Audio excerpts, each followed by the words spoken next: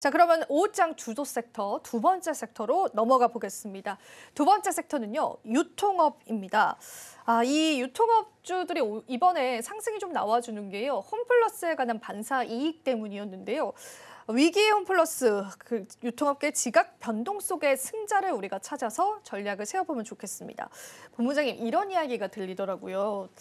땡근 마켓에서 홈플러스 상품권이 매물로 많이 나왔는데 네네. 아무도 사가지 않는다고 합니다. 네.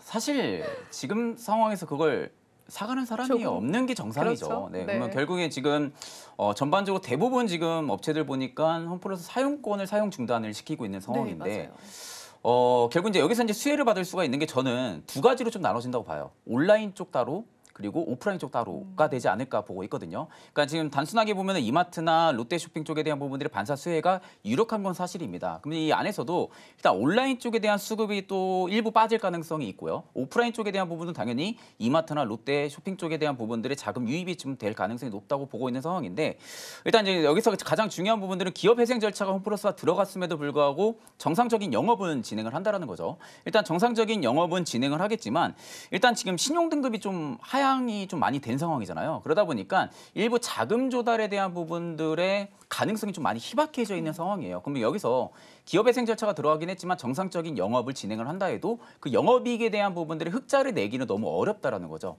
이제 우리가 이제 여기서 우려할 수 있는 부분들이 앞전에 TMF 사태가 좀 있었잖아요. 이 TMF 사태에 대한 부분들이 또 한 번 불거지는 거 아닌가, 좀 그런 투자자분들 사이에서도 좀 그런 우려감들이 좀 많이 연출이 되고 있는 상황인데, 사실 이제 TMF 같은 경우는 중고거래 중심 쪽에 대한 부분들의 유통 마켓을 좀 많이 가지고 있습니다. 근데 반대로 홈플러스 같은 경우는 직수익 쪽에 대한 부분들이 중심적인 판매 마켓을 좀 많이 가지고 있죠. 우리가 직접 가서 구매를 한다든지 그런 부분들이기 때문에 상대적으로 이제 TMF 사태와는 좀 별개로 봐야 되는 거죠. 홈플러스 같은 경우는.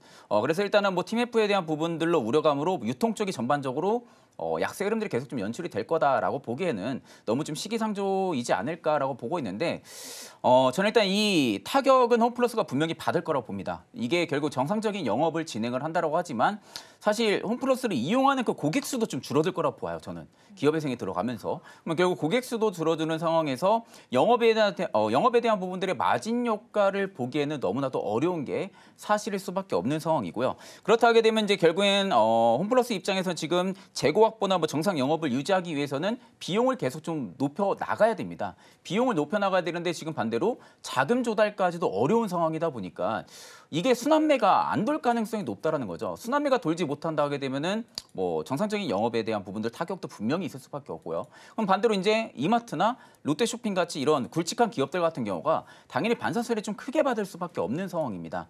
이쪽에 대한 부분들의 유입, 고객에 대한 유입이 좀 이마트나 이쪽으로 좀 빠질 가능성도 굉장히 좀 높고요. 그리고 주식시장에 투자하는 참여자분들 입장에서도 홈플러스가 지금 기업회생 절차에 들어갔기 때문에 상대적으로 상장되어 있는 기업들만 놓고 봤을 때는 이마트가 좀 가장 유력하게 좀 수혜를 받을 가능성이 굉장히 높죠. 왜냐하면 오프라인 중심적으로 많이 돼 있잖아요. 홈플러스랑 마찬가지로. 그렇기 때문에 이마트가 최근에 추세가 굉장히 좀 좋게 나오고 있는 상황입니다.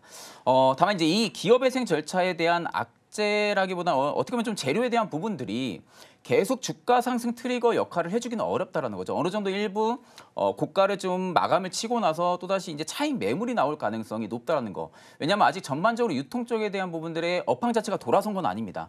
유통 업황 자체가 지금 전반적으로 돌아선 상황은 아니기 때문에 홈플러스의 좀 독단적인 재료로 인해서 반사 수혜를 받을 수 있을 만한 그런 투자 심리도가 많이 높아져 있는 상황이기 때문에 저는 지금 당장 뭐 따라붙기는 어렵다고 봐요. 사실 뭐 이마트만 놓고 봤을 때도 오늘도 뭐 일단은 최고가 달성해주고 있는 상황이긴 하지만 기보유자분들이 일단 영역이라고 봅니다. 일단은 어느 정도 눌림이 나와줘야만이 신규분들이 좀 접근하기가 좀 좋다라고 보고 있는 상황이기 때문에 신규 접근은 일단은 조금 더 기간을 보고 시간을 두고 텀을 두고 이제 봐야 된다고 보고 있고요. 만약에 여기서 눌림 없이 그냥 간다고 하게 되면은 그거는 뭐 보내줘야죠. 어떻게 하겠습니까? 보내주는 게 좀 맞다고 저는 판단을 하고 있고요. 그렇다는 것은 결국 기보유자분들만이 일단은 부유 영역이지 않을까 개인적으로 그렇게 생각을 하고 있습니다.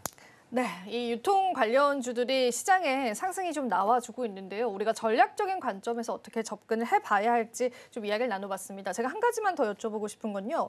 국민연금이 홈플러스에 투자를 했다라는 이야기가 전해져 왔습니다. 투자 손실이 커질까에 관해서 우려감들도 조금 나오고 있는 것 같은데요. 이거는 우리가 어떻게 좀 해석을 해봐야 될까요?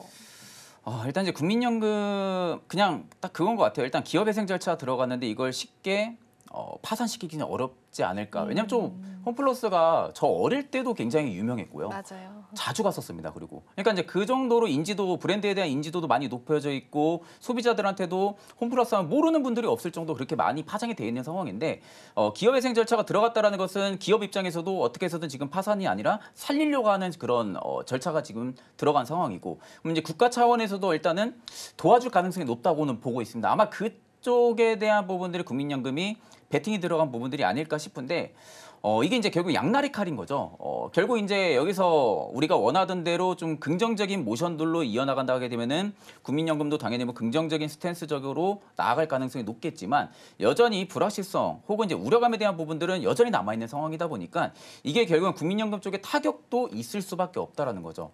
그렇다 하게 되면 일단은 이제 국민연금 입장에서는 사실 왜 왜 자금을 계속해서 융통을 시키고 하는지는 솔직히 잘 모르겠습니다. 개인적으로는 잘 모르겠지만 그 이유가 있지 않을까 싶어요. 일단은 국민연금에서 계속해서 매수 자금을 좀 조달하는 부분들은 분명히 이유가 있을 거라고 보고 있는 상황인데 그렇게 좀 큰 문제가 되기까지는 일단은 아직은 아니라고 보고 있고 국가 차원에서도 일단은 기업회생 절차가 들어간 홈플러스를 바라봤을 때는 일단은 살려줄 가능성이 좀 높고요. 그렇기 때문에 국민연금에 대한 부분들에 있어서 투자 지위를 놓고 본다 하게 되면 그렇게 아직까지는 그렇게 걱정할 만한 구간들은 아니라고 보고 있는 상황입니다.